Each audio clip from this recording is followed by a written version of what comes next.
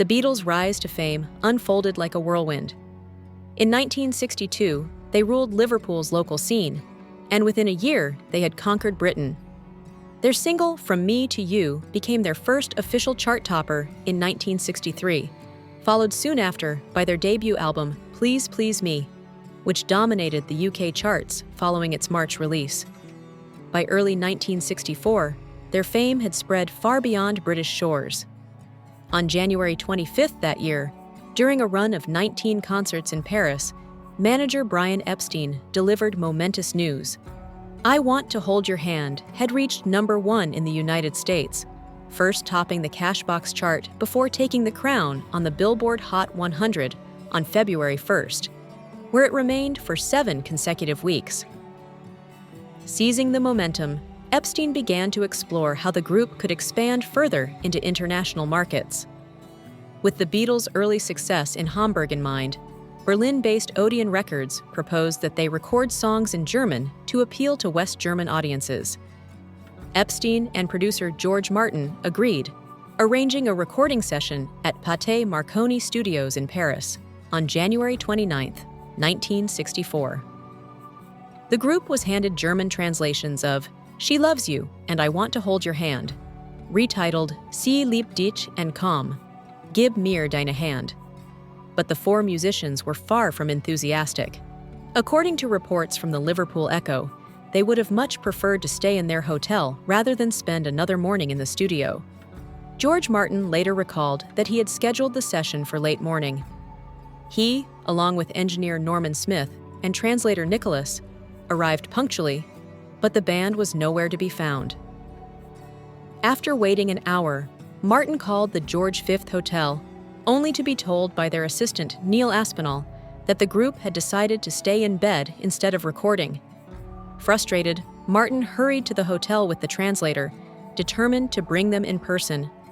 When he burst into their suite, the sight was almost surreal. Paul's girlfriend, Jane Asher, was calmly pouring tea while the band lounged around in what Martin compared to a chaotic tea party scene.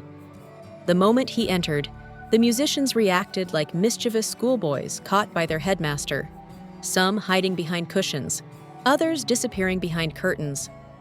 Martin's sharp scolding broke the tension, and after a round of cheeky apologies, the group finally gathered themselves and agreed to head to the studio.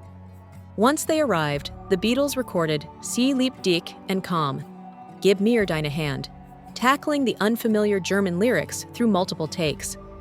Between sessions, Paul McCartney introduced a new composition, Can't Buy Me Love, and the group began laying down its early tracks. It would become the only recording session the Beatles ever completed outside the United Kingdom. For Paul, the experience was exhausting. In his recollections for the lyrics, he described how their already packed schedule left little room for rest.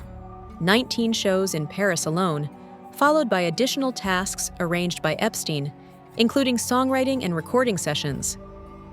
Re-recording 2 of their biggest hits in another language felt like yet another demand piled on top of an already frantic workload. Working in a foreign studio also presented technical hurdles. Engineer Norman Smith later reflected that the unfamiliar equipment made the session difficult and that everyone in the room was simply relieved when it was finally done. The Beatles completed both songs in a single day and canceled a follow-up session originally booked for the next day. Odeon Records released the 2 tracks in March 1964. Komm, Gib mir deine Hand climbed to #1 on the West German charts, while Sie liebt dich reached #7. Despite the commercial success, George Martin would later question whether the effort had been truly necessary. It remained the only time the Beatles ever recorded in another language, a curiosity in their otherwise groundbreaking catalog, and a reminder of just how global Beatlemania had become.